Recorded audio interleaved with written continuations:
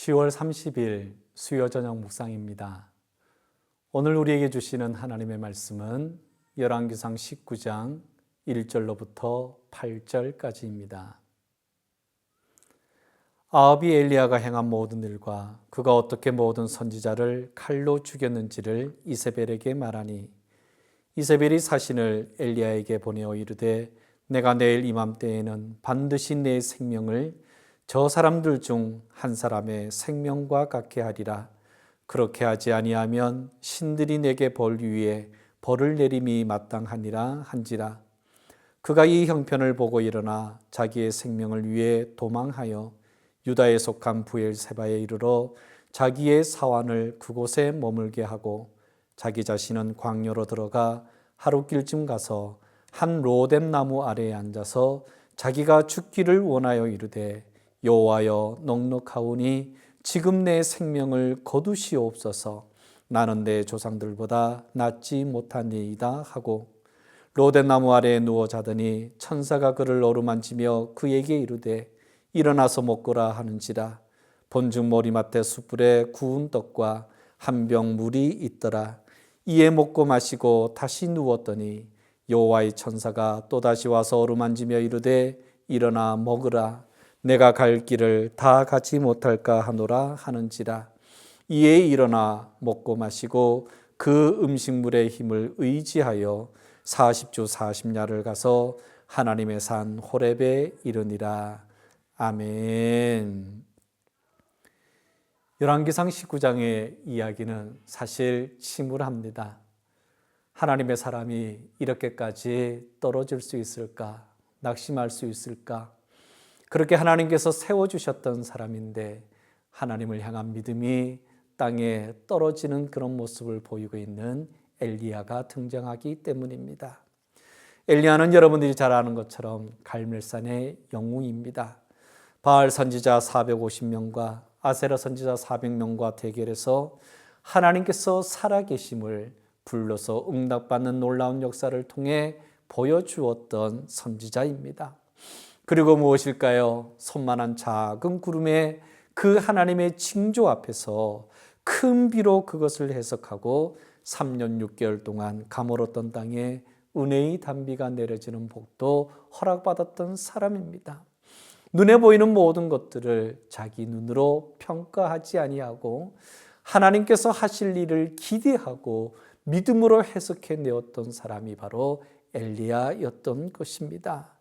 하지만 오늘 성경에는 누구에게도 보여주고 싶지 않는 자신의 너무나도 부끄러운 모습이 나타나죠. 이 엘리야는 너무 힘겨운 나머지 주저앉아 버렸습니다. 그것은 자신의 생명이 위태로워졌기 때문입니다.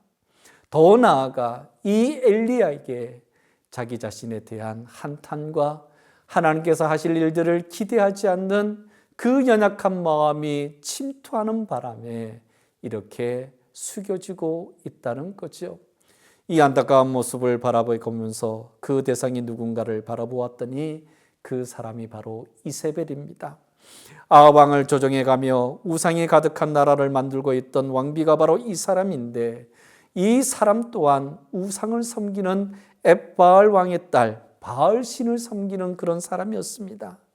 자기가 공들여 세운 많은 선지자고 죽었습니다. 그러니 이세벨이 이야기하기를 내일 이맘때 엘리야를 죽이겠다고 선언한 것입니다. 이세벨의 분노를 충분히 예상했던 엘리야입니다. 하나님께서 어떻게 이끌어 가실지를 믿고 역사를 이루어 갔는데 이렇게 사람이 할 일에 대해서 충분히 예견을 했지만 이 부분에 대해서 이 엘리야는 넘어지고 있다는 거죠. 조금의 흔들림도 없을 것이라고 하는 그런 기대와는 달리 엘리야는 흔들리기 시작합니다.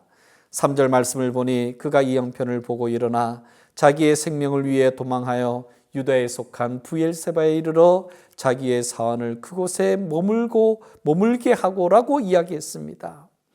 엘리야는 지금 자신의 형편을 보고 있습니다. 자신의 연약함을 그대로 눈으로 보고 있습니다. 그래서 엘리야는 도망을 선택한 것입니다. 하나님의 선지자였지만 먼저 기도하지 않습니다. 하나님께 어떻게 해야 될까요? 묻지 않습니다. 또 누구에게 기도를 요청하지도 않습니다. 엘리야는 지금 하나님을 의지하며 기도하는 것보다 몸과 머리가 앞장서고 있는 모습을, 그것을 선택하고 나아가고 있는 거죠. 그래도 힘을 내어 찾은 광야에서는 하나님께 죽기를 간청하고 있습니다. 이런 모습은 무엇일까요? 엘리야의 낙심은 힘든 인생을 살아가고 있는 우리의 삶의 현장입니다. 누구나 다 넘어질 수밖에 없는 상황이라고 받아들인다면 우리는 엘리야를 욕할 수 없고 정죄할 수도 없다는 거죠. 하나님께서는 이런 연약한 엘리야, 그리고 여러분과 저를 이 낙심이 있는 상황 속에서 어떻게 일으켜 세워주셨을까요? 하나님께서는 엘리야의 불평에 침묵하셨지만 로덴 나무 아래에서 깊은 잠에 빠지도록 만들어 주셨습니다. 그리고 천사를 통해 엘리야를 어루만져 주셨지요. 이 어루만짐에 대한 이야기, 바로 하나님의 마음입니다. 위로와 격려의 뜻이 있지만 다시 사명감을 회복하고 사역을 감당할 수 있도록 능력을 주신다는 의미가 어루만짐 속에 담겨 있습니다. 보듬어 주시는 주님의 마음, 그리고 다시 사명을 회복하여 가야 될 길을 가게 만드시는 아버지의 마음, 얼마나 아프실까요? 그것을 바라보시는 아버지의 탄식을 우리들은 한번 생각이나 해보았을까요? 함께 하신 여러분, 지쳐 쓰러질 수밖에 없는 이 연약한 세상에서 하나님께서는 여러분들을 어루만져 주시는 분이십니다. 아무것도 묻지 않으십니다. 따지지도 않으십니다. 새롭게 힘을 내도록 인도하시는 하나님께서는 하나님의 따뜻한 품에서 쉬게 하시고 다시 사명의 길로 가게 하시면서 하나님의 사람으로 꼭꼭 챙겨주시는 일들을 계획하는 분이십니다. 이 마음을 우리들은 기억해야 됩니다.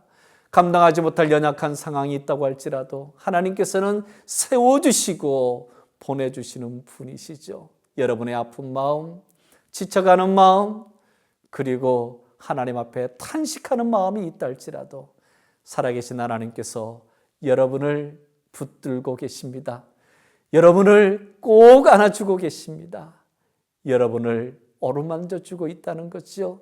그 마음을 기억하시면서 이제 특별 새벽 기도를 통해, 그리고 추수감사주의를 통해 결국은 내 안에 주시는 최고의 치유의 능력, 감사가 회복되고 주님의 마음을 알아가면서 결론은 다시 힘을 내어 주의 길을 걸어가게 만드시는 주님을 바라보는 일들, 이 아름다운 결단과 선택이 이 추수감사주의를 준비하는 여러분 모두에게 있으시고, 그리고 오늘 말씀을 통해 주님을 더욱더 의지하며 주님의 뜻을 새기며 더욱더 힘을 낼 수 있는 여러분 모두가 되시기를 주의 이름으로 간절히 축원합니다. 기도하겠습니다. 좋으신 하나님 아버지, 감사합니다. 누구도 쓰러질 수밖에 없는 연약한 상황이 우리를 힘겹게 합니다. 때로는 저희들의 몸이 힘겹게 하고 주변의 모든 상황이 우리를 넘어지게 만듭니다. 갑자기 나타나는 일들을 통해 아버지 하나님, 우리가 이렇게 힘겹게 살아가고 있지만 하나님께서는 우리를 외면하지 않으시고 어루만져 주심을 진심으로 감사를 드립니다. 다시 말씀 가운데로 돌아가서 다시 믿음의 세계로 돌아가서 주님과 손 꼭 붙잡고 힘을 낼 수 있도록 도와주옵시고, 이 추수감사주일 특별 새벽기도회와 감사절을 기대하면서 나아가는 시간 동안에 살아계신 하나님을 꼭 만날 수 있도록 역사하여 주시옵소서. 예수 그리스도의 이름으로 간절히 기도하옵나이다. 아멘.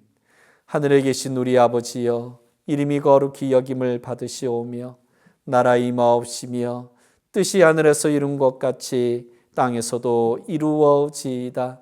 오늘날 우리에게 일용할 양식을 주옵시고 우리가 우리에게 죄 지은 자를 사하여 준 것 같이 우리 죄를 사하여 주옵시고 우리를 시험에 들게 하지 마옵시고 다만 악에서 구하옵소서.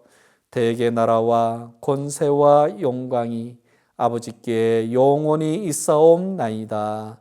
아멘.